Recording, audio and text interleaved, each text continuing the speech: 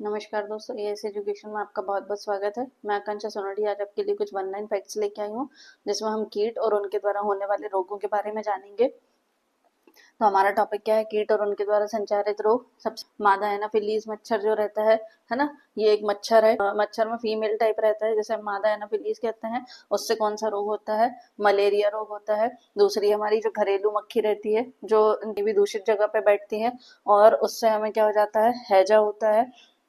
Pediculus Pediculus नाम के कीट से क्या होता है? हमें टाइफाइड होता है ना। एक कौन सी आती है? मादा एडीज एजिटाई आती है, तो उससे कौन सा होता है? येलो फीवर रोग होता है।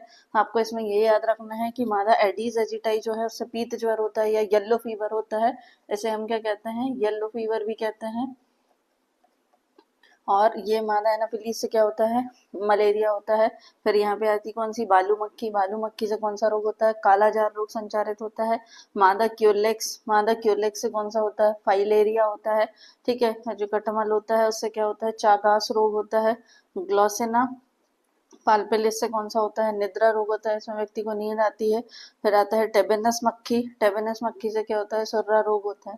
तो ये सारे क्या होते हैं? हमारे द्वारा जो घरों के आसपास उपस्थित कीट है उनके बारे में है।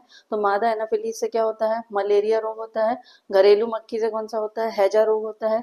पेडिकुलस से कौन सा होता है? टाइफाइड रोग संचारित होता है। मादा एडीज एजिटाई से कौन सा होता है? पीत ज्वर या येलो फीवर होता है।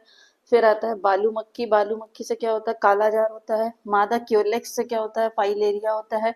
खटमल से कौन सा होता है? चागास रोग होता है। ग्लॉसेना पाल्पेलिस से कौन सा होता है? निद्रा रोग होता है। टेबेनस मक्खी कौन सा होता है? सुर्रा रोग होता है। तो आपसे एग्जाम में डायरेक्ट क्वेश्चन पूछा जाएगा कि मलेरिया रोग का वाहक कौन है, तो आपको क्या बताना है? मादा एनाफिलीज है।